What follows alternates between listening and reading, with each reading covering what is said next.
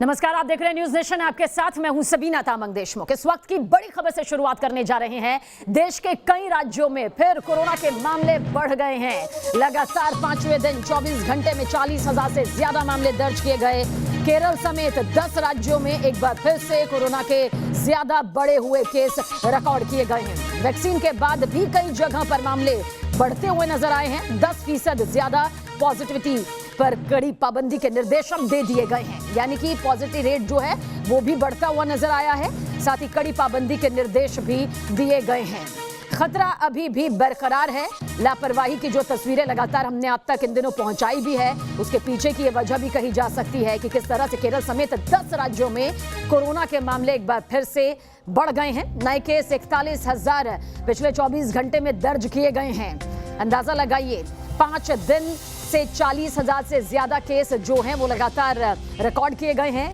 10% positivity rate 46 जिलों में record किए गए हैं। केरल का जिक्र करें तो 20,000 से ज्यादा नए केस महज पिछले 24 घंटे में दर्ज किए गए हैं। लगातार आंकड़े बढ़ रहे हैं। 24 घंटे में 242 मौत यहां पर कोरोना की वजह से अब तक हुई है। कुल मरीज आपको बता दें कि 3 करोड़ 16 लाख तक अब तक कोरोना के सामने आ चुके हैं। ठीक होने वाले मरीजों की तादाद 3 करोड़ 8 लाख तक यहां पर है। और साथ ही साथ एक्टिव केस का भी जिक्र कर लेते हैं। 4,04,000 केस एक्टिव हैं अभी कोरोना के, जिनका इलाज जारी है। मौत यहां पर बता देते हैं 4,24,000 तक अब तक कोरोना की वजह से लोगों को अपनी जान गंवानी पड़ चुकी है। देखिए, ये 3 तस्वीर बताने के लिए काफ़ी है, जिन पर हम आप तक पूरी अपडेट भी पहुंचा रहे हैं। जिस तरह से कोरोना के मामले कम हो रहे थे, एक अच्छी खबर यहां पर सामने आ रही थी, लेकिन एक बार फिर से बढ़ते मामलों ने चिंता की लकीरें खींच दी है, क्योंकि अगर यही रफ्तार जारी रही तो फिर से यहां पर कोरोना का कहर झेलना पड़ सकता है। हम किसी तरह से डरा नहीं रहे, बल्कि सावधान कर रहे हैं, अलर्ट कर रहे हैं। जो मामले यहां पर पिछले 5 दिनों से दर्ज किए जा रहे हैं बढ़ोतरी के साथ, ऐसे में संभलने की ज़रूरत है। देश अमूमन पूरी तरह से अनलॉक हो चुका है। कुछ राज्य हैं जो अनलॉक की प्रक्रिया में कुछ ढील दे रहे हैं, लेकिन देखा जाए तो हर कोई अब अपने काम के लिए, अपने सफ़र के लिए, ज़रूरी की चीज़ों के लिए बाहर निकल रहा है। ऐसे में सोशल डिस्टेंसिंग नज़र नहीं आ रही है। कई जगह अभी भी लोग बिना मास्क के घूमते नज़र आ रहे हैं, बिना किसी खौफ के। वहीं पर वैक्सीनेशन भी लगातार यहाँ पर जारी है।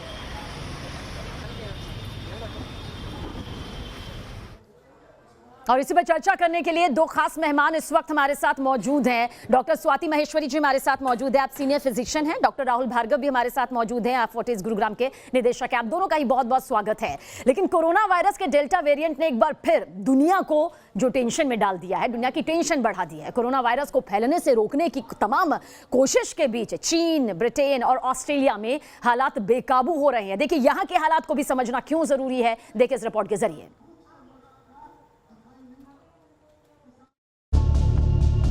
कोरोना के बढ़ते मामले ने एक बार फिर दुनिया की टेंशन बढ़ा दी है। चीन, ब्रिटेन और ऑस्ट्रेलिया में जहां कोरोना संक्रमण फिर से फैलने लगा है, वहीं भारत में भी तीसरी लहर की आहट बढ़ती जा रही है। देश में कोरोना के मामले अब पहले की तुलना में कम हो गए हैं। दूसरी लहर वाली तबाही भी नहीं है। इसके बावजूद अभी भी दक्षिण भारत में स्थिति विस्फोटक बनी हुई है।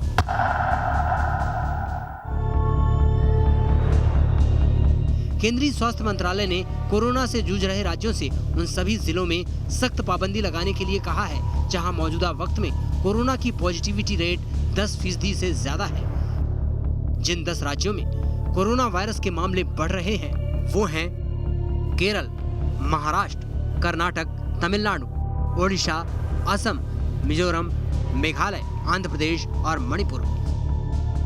स्वास्थ्य मंत्रालय के मुताबिक पिछले 24 घंटे में कोरोना के 41,000 से ज्यादा मामले सामने आए हैं और 500 से ज्यादा की मौत हुई है। सबसे बुरा हाल केरल का है। कोरोना वायरस के 20,000 से ज्यादा नए केस सामने आए हैं। वहीं महाराष्ट्र में 200 से ज्यादा लोगों की जान चली गई। महाराष्ट्र में जीका वायरस का भी पहला मामला सामने आया है। पुणे जिले की पुरंदर तहसील में एक 50 साल की महिला पॉजिटिव पाई गई। देश में अब भी 4 लाख से ज्यादा कोरोना के एक्टिव केस हैं, जो हिंदुस्तान की चिंता कम होने नहीं दे रहे। वहीं दुनिया के कई देशों में डेल्टा वेरिएंट चौथी लहर की वजह बनता दिख रहा है। सिडनी में डेल्टा वेरिएंट के आक्रामक रूप को देखकर ऑस्ट्रेलियाई सरकार ने लॉकडाउन पर सख्ती से अमल के लिए सेना को भी तैनात कर दिया है। 50 लाख की आबादी वाले सिडनी में लॉकडाउन के लिए सेना के 300 जवानों को मोर्चे पर लगाया गया है। जून के बाद से अब तक 3000 से ज्यादा लोग कोरोना संक्रमित हो चुके हैं। कोरोना से बिगड़ते हालात के बीच हेलीकॉप्टर के जरिए अनाउंसमेंट कर लोगों से घरों में रहने की अपील की जा रही है। साथ ही मास्क न पहनने वाले लोगों पर $500 जुर्माना लगाया जा रहा है। चीन में कोरोना संक्रमण एक बार फिर से सिर उठाने लगा है। यहाँ आए सभी नए केस डेल्टा वेरिएंट के पाए गए हैं। चीन के 15 शहरों में कोरोना वायरस के करीब 200 नए केस सामने आने से हड़कंप मचा है। बताया जा रहा है कि सभी केस डेल्टा वेरिएंट के हैं। नानजिंग में एक एयरपोर्ट से शुरू हुई कोरोना वायरस के मामलों में तेजी अब बीजिंग समेत 5 अन्य प्रांतों तक पहुंच गई है। मीडिया रिपोर्ट के मुताबिक चीन अब तक अपनी करीब 40% आबादी का टीकाकरण करा चुका है। ऐसे में कोरोना वायरस का फिर से सिर उठाना खतरे की घंटी बजा रहा है। चीनी मीडिया के मुताबिक साल 2019 में वुहान के बाद ये देश में कोरोना को लेकर सबसे खराब हालात है। विश्व स्वास्थ्य संगठन यानी WHO ने कहा है कि कोविड-19 का डेल्टा वेरिएंट दुनिया के लिए एक चेतावनी है। इससे पहले ये और भी भयावह रूप अख्तियार कर ले, इसके रोकथाम के लिए मुकम्मल इंतजाम करना होगा। WHO के प्रमुख टेड्रोस अदनोम घेब्रेयेसस ने कहा है कि अब तक चिंता देने वाले कोरोना के 4 वेरिएंट सामने आ चुके हैं और जब तक वायरस फैलता रहेगा तब तक और भी आते रहेंगे। मीडिया रिपोर्ट के मुताबिक डेल्टा वेरिएंट अब तक 132 देशों में फैल चुका है। अगर वक्त रहते डेल्टा वेरिएंट पर लगाम नहीं लगाई गई तो यह आने वाले वक्त में भयानक कोहराम मचा देगा। लिहाजा हम सब की जिम्मेदारी है कि सोशल डिस्टेंसिंग का पालन करें, मास्क जरूर लगाएं और बेहद जरूरी होने पर ही घरों से बाहर निकलें। Team news nation. और आप सभी के जहन में बहुत सारे सवाल होंगे कि आखिर क्यों इस तरह से मामले एक बार फिर बढ़ रहे हैं। जिन्हें टीका लगा है आखिर उन्हें इन्फेक्शन क्यों हो रहा है, क्या ये तीसरी लहर की दस्तक है? तमाम सवालों का जवाब आपको बस कुछ देर में मिलने वाला है। 2 खास मेहमान हमारे साथ बने हुए हैं। शुरुआत यहाँ पर आपसे करेंगे डॉक्टर स्वाति महेश्वरी। सबसे पहला सवाल यही है कि टीकाकरण एक तरफ से सबसे बड़ा हथियार माना जा रहा है, बहुत तेजी से आगे बढ़ भी रहा है, अच्छे रिजल्ट भी यहाँ पर सामने आ रहे हैं, लेकिन बहुत से ऐसे लोग भी सामने आए हैं जिन्हें टीका लगा है फिर भी उन्हें इन्फेक्शन हो रहा है, फिर भी वो कोरोना की चपेट में आ रहे हैं। कुछ ऐसे हैं जिन्हें फर्स्ट डोज लगी है, कुछ ऐसे केसेस हैं जिसमें दोनों डोज लग चुके हैं। इसके पीछे की आप वजह क्या मानती हैं? देखिए सबीना, सबसे पहली बात समझने की ये है कि आज भी हम ये दावा नहीं कर सकते हैं कि हम कोरोना वायरस को पूरी तरह से जान गए, लेकिन सभी जितने भी देश हैं पूरी ताकत के साथ कोरोना वायरस से लड़ने की कोशिश कर रहे हैं। और ऐसी स्थिति में कहीं भी हमें चूक की स्थिति नहीं आनी चाहिए। जैसे CDC से अभी गलती हुई और जिसपे उन्होंने सुधार भी किया है। उन्होंने पहले बोला कि जो वैक्सीनेटेड लोग हैं वो बिना मास्क के निकल सकते हैं, लेकिन उन्होंने जो स्टडी करी उसमें उन्होंने रियलाइज करा कि चाहे आपको टीका लगा हो या नहीं लगा हो, ये जो डेल्टा वेरिएंट है इसका जो वायरल लोड है वो दोनों ही स्थितियों में बहुत ज्यादा हो सकता है। और ऐसी स्थिति में उन्होंने फिर बोला कि जो वैक्सीनेटेड लोग हैं वो भी मास्क लगाएं। लेकिन वहीं अगर आप डेटा को जो और उनका निकल करके सामने आया है उससे साफ तौर से ये भी दिखाई दे रहा है कि जिन लोगों को टीका लग चुका है उनमें सिवियर डिजीज होने की संभावनाएं बहुत कम हो गई हैं। इनफैक्ट अगर CDC के लेटेस्ट डेटा को देखें तो 0.004% जो है वो केवल ब्रेक थ्रू डेटा का रेट है और वहीं डेथ का जो रेट आया है वो भी 0.001% है। यानी कि जो वैक्सीनेटेड लोग हैं उनमें फिर भी सिचुएशन अनवैक्सीनेटेड लोगों से कहीं ज्यादा बेहतर है। और अगर आप देखें तो पिछले एक हफ्ते के अंदर US में 31% जो है वैक्सीनेशन रेट बढ़ा है।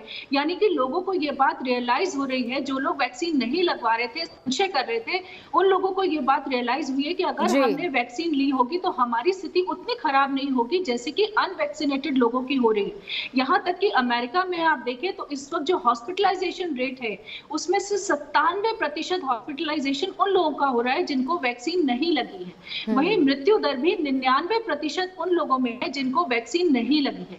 तो ये जरूर है कि देखिए वैक्सीन जो है हमें सिवियर डिजीज से बचा रही है, वेरिएंट्स के इन्फेक्शन बिल्कुल मैम, क्योंकि इसमें कोई शक नहीं है कि वैक्सीनेशन इस वक्त एक सबसे बड़ा हथियार है। और इस हथियार को हमें अपने पास बहुत महफूज रखना है। डॉक्टर राहुल भार्गव, आपको क्या कुछ लगता है, जिन्हें टीका लगा हुआ है अगर वो भी इसकी चपेट में आ रहे हैं, डेल्टा प्लस की चपेट में आ रहे हैं, कोरोना की चपेट में आ रहे हैं, तो इसके पीछे की आप सिर्फ वजह क्या मानते हैं? क्योंकि बहुत से ऐसे लोगों को मैं देख रही हूं या हम अपने आसपास देख रहे हैं जिन्हें वैक्सीनेशन के दोनों डोज लग चुकी है या फर्स्ट डोज लग चुकी है और वो बिल्कुल बेखौफ हो चुके हैं। मास्क उनके पास नजर नहीं आता है, किसी तरह से सैनिटाइजेशन का उनको फिर वैल्यू उनकी नजर में बहुत कम हो चुकी है। आपको क्या लगता है, ये भी इसके पीछे की एक वजह है? इम्पोर्टेंट इसमें एक बात तो यह है कि कोरोना वैक्सीनेशन वाले लोगों को हो सकता है, आपको, मुझे, आप और हम कैरियर हो सकते हैं कोरोना के, और हम उसको आगे ले जा सकते हैं उन लोगों तक जो अनवैक्सीनेटेड हैं, क्योंकि अभी देश में सिर्फ 30% लोगों को ही 1 डोज लगी है और 10% को 2 डोज लगी है, 7.5-8% को 2 डोज लगी है। तो मास्क, 2 गज की दूरी का तो कोई दूसरा ऑल्टरनेटिव सबीना जी नहीं है। हम ये जानते हैं, पहचानते हैं, और फिर भी उस पर अमल नहीं करते, तो उसको रीइंफोर्स करना आवश्यक है। रही बात कोरोना के होने की, तो हमारे अप नॉर्थ में, जो नॉर्थ इंडिया था, जिसमें उत्तर प्रदेश था, मध्य प्रदेश था, दिल्ली था, इसमें ऑलरेडी 70% को कोरोना अप्रैल और मई के महीने में हो चुका है, और टीकाकरण के बाद भी कोरोना हो सकता है, क्योंकि हम उसके नंबर्स ट्रैक कर रहे हैं, क्योंकि हमें जागरूकता है। तो न्यू नॉर्मल सबीना जी अब ये होना चाहिए, नंबरों को छोड़ने, नंबरों की रेस की जगह हमको 2 चीजों पे, आंकड़ों पे देखना चाहिए कि कौन से वो लोग हैं जो एडमिट हो रहे हैं, कौन से वो लोग हैं जिनमें मृत्यु हो रही है, वो वैक्सीनेटेड है या अनवैक्सीनेटेड है, और ब्रेक थ्रू इन्फेक्शन की रिसर्च होनी चाहिए।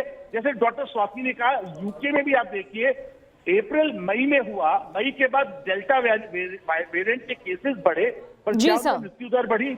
नहीं बढ़ी सबीना जी। तो हमारे देश में भी एक दिन ऐसे ही आएगा कि हम ज्यादा से ज्यादा लोगों को वैक्सीन लगाने के बाद कोरोना को एक इन्फ्लुएंजा लाइक इलनेस में बदल देंगे, जिसमें हर साल में 30-40 हजार लोग आएंगे। बिल्कुल, और बहुत जरूरी है, बहुत जरूरी है जो आप बात यहाँ पर कर रहे हैं। देखिए, वैक्सीनेशन एक सबसे बड़ा हथियार है, लेकिन इस हथियार को लगाने का मतलब ये नहीं है कि आपने अमृत यहाँ पर पी लिया है। आपको उतनी ही सावधानी यहाँ पर बरतनी होगी, ये लगातार हमारे पैनलिस्ट कहते आए हैं। डॉक्टर स्वाति, आपको क्या लगता है, अगर लाखों के मुकाबले अभी केस देखें तो काफी हद तक काबू में आए हैं, लेकिन केरल और कई राज्य ऐसे हैं जहां पर केस बढ़ रहे हैं। पिछले 5 दिनों का जिक्र करें तो केस बहुत ज्यादा यहां पर सामने आ रहे हैं, पॉजिटिविटी रेट भी जो है वो भी ज्यादा आ रही है। इसके पीछे की आपको वजह क्या खास तौर पर लगती है? क्यों ये राज्य जो है वो कंट्रोल करने में नाकाम साबित हो रहे हैं?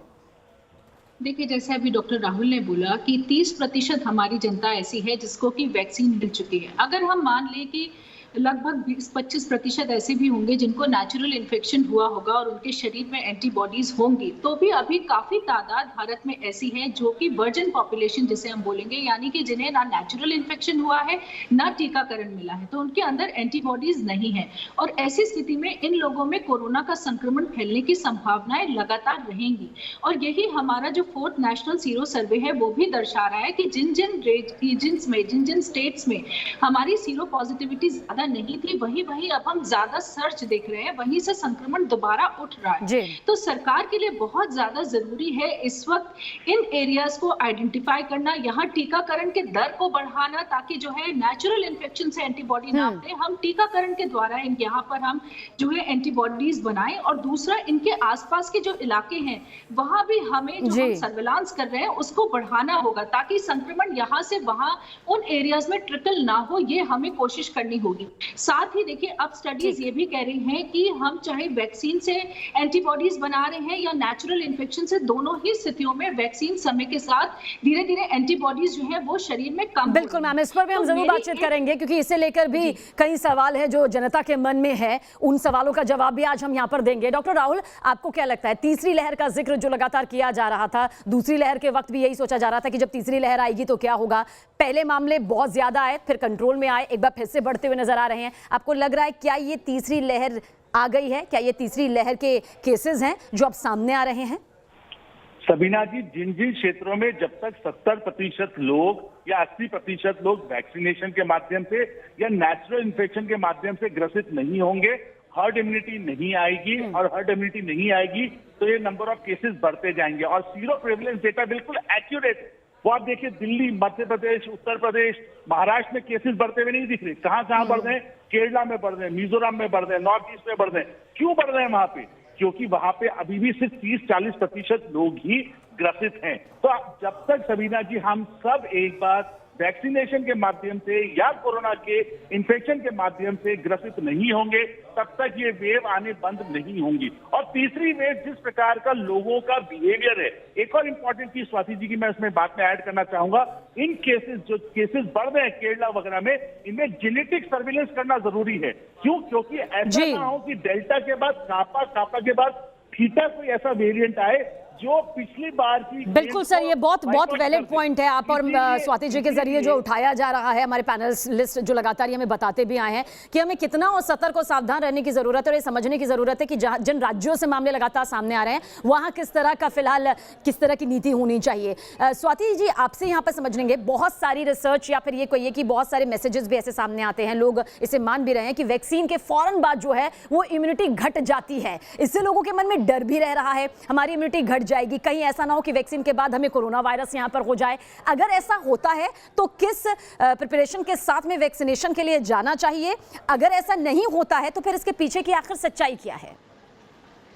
देखिए, बहुत दुख की बात है कि बहुत सारी ऐसी बातें हैं जो वैक्सीन को लेकर के लोगों के मन में संशय पैदा करती हैं और लोग इस वजह से वैक्सीन नहीं लगवाते हैं। बिल्कुल सही। ये जो बात कही जा रही है इसमें कोई मेडिकल तथ्य नहीं है। साफ तौर से मैं बोलूंगी, ऐसा कुछ भी नहीं होता है कि वैक्सीन लगाने के बाद हमारे शरीर का इम्यूनिटी लेवल ड्रॉप हो जाता है या कम हो जाता है या हमें संभावनाएं बढ़ जाती हैं उन दिनों में इन्फेक्शन होने की। ऐसा कुछ भी नहीं है, क्योंकि वैक्सीन एक बहुत सीधी सादी चीज है जो हमारे शरीर में जाके हमारे शरीर के एंटीबॉडी रिस्पांस को बढ़ाती है। वो हमारे शरीर को, हमारे दुश्मन को पहचानने की शक्ति देती है कि ये हमारा दुश्मन है, इसके अगेंस्ट हमें एंटीबॉडीज बनानी है। तो ये जो बहुत सारे भ्रम वैक्सीन के बारे में लोग फैला देते हैं जिसकी वजह से लोग डरते हैं, नहीं लगवाने। देखिए, कुछ लोगों के साथ ऐसा हुआ कि वो वैक्सीन लगवाने गए और उसी एक हफ्ते के अंदर उनको कोरोना हो गया। बिल्कुल सही। ये इस वजह से नहीं है कि वैक्सीन की वजह से कोरोना हो रहा है या आपका एंटीबॉडी लेवल ड्रॉप हो रहा है इसलिए कोरोना हो रहा है। बिल्कुल। और डॉक्टर स्वाति, मुझे लगता है कि जिन लोगों के मन में अभी भी ये भ्रम है वो कम से कम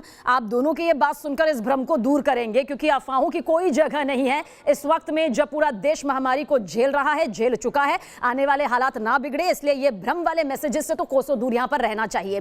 डॉक्टर राहुल भार्गव, आपको क्या लगता है, बहुत सारे लोग जो इस वक्त कोरोना से जूझ रहे हैं, जिनका इलाज जारी है, बहुत सारे ऐसे लोग जो कोरोना से ठीक हो चुके हैं, उनके मन में ये सवाल है कि वो वैक्सीन कब लगाएं और उनके लिए वैक्सीन कितनी जरूरी है? देखिए, वैक्सीन सबीना जी सबके लिए इंपॉर्टेंट है। जो कोरोना से ठीक होके, जिस दिन वो ठीक होके डिस्चार्ज हो गए, उसके 3 से 6 महीने तक के अंतराल में वो कोरोना वैक्सीन लगवा सकते हैं। डेटा बिल्कुल क्लियर है कि नेचुरल इम्यूनिटी 3 से 6 महीने तक आपको अच्छी तरीके से प्रोटेक्टिव इफेक्ट देती है कोरोना से होने के बाद। तो इसीलिए लोगों को इमीडिएटली दौड़ के वैक्सीन लगवाने के लिए प्रेरित नहीं होना चाहिए। उनको ये समझना चाहिए कि 3 से 6 महीने वो प्रोटेक्टेड है, बट इसका ये मतलब नहीं है कि वो मास्क हटा सकते हैं। पब्लिक ने ये समझ लिया है कि वैक्सीन लगवाने का मतलब है अपने जान मिल जाना और मास्क को अलविदा कह देना। सबीना जी, इंपॉर्टेंट है, आज भी मैं वायरस को नोज में कैरी करके 2 टीका लगवाने के बाद, 2 बार कोरोना होने के बाद भी मैं वायरस को अपनी नाक में कैरी करके घर ले जा सकता हूं उन माँ बाप के पास जो डायबिटिक है, पैरालाइज है और वो शायद उनकी मृत्यु का कारण बन सकता है। तो अपने परिजनों को और अपने बच्चों को बचाने के लिए अभी भी मास्क आपके लिए बहुत ज्यादा जरूरी है। सबीना जी, जिस तरीके से पब्लिक आपके चैनल को देखती है, मैं उनको हाथ जोड़ के निवेदन करूंगा कि सारे वैक्सीनेटेड लोग भी कैरियर हो सकते हैं और बच्चों की अभी कोई टीका नहीं। बिल्कुल डॉक्टर भार्गव, बहुत बहुत शुक्रिया, क्योंकि बहुत जरूरी हो जाता है आप एक्सपर्ट्स के जरिए ये अपील करना, क्योंकि यहाँ पर अभी भी लोग इस भ्रम में हैं कि अगर उन्हें वैक्सीनेशन की प्रक्रिया पूरी हो चुकी है तो उन्हें कुछ नहीं होगा। डॉक्टर स्वाति, बहुत जल्द आपसे यहाँ पर समझना चाहेंगे, ये चक्र कोरोना का आखिर कैसे टूटेगा? विदेश में वायरस का जो ये रिवर्स अटैक सामने आ रहा है, इसके पीछे की वजह आप क्या मानते हैं और खासतौर से इस चक्र को तोड़ना कितना जरूरी हो जाता है और कैसे टूटेगा? देखिए, जब तक हम वैक्सीन एक क्रिटिकल वैल्यू तक सभी लोगों तक नहीं पहुंचा लेंगे, तब तक ये वायरस का जो खेल है ये काफी हद तक चलता रहेगा। हमारा प्रयास सबसे ज्यादा ये है कि हम इसको एक इन्फ्लुएंजा लाइक इलनेस बना ले, हम इस बीमारी को एक ऐसी बीमारी बना ले जहां बीमारी हो तो लेकिन लोगों की मृत्यु नहीं हो, लोग ज्यादा बीमार ना पड़े। और उसके लिए इस वक्त जो हमारे पास सबसे कारगर है वो वैक्सीन ही है। आने वाले समय में वैक्सीन के भी रूप बदलेंगे और बिल्कुल रूप बदलेंगे। ये आपने यहाँ पर बहुत अहम बात कही है कि रूप धीरे धीरे अगर कोरोना ने बदले हैं तो हमारे हथियार के भी रूप यहाँ पर बदलेंगे। बहुत शुक्रिया डॉक्टर स्वाति, बहुत शुक्रिया डॉक्टर राहुल भार्गव, आप सभी ने कम वक्त में इतना कुछ हमारे दर्शकों तक पहुंचा दिया। एक छोटा सा ब्रेक, बहुत जल्द हाजिर होंगे।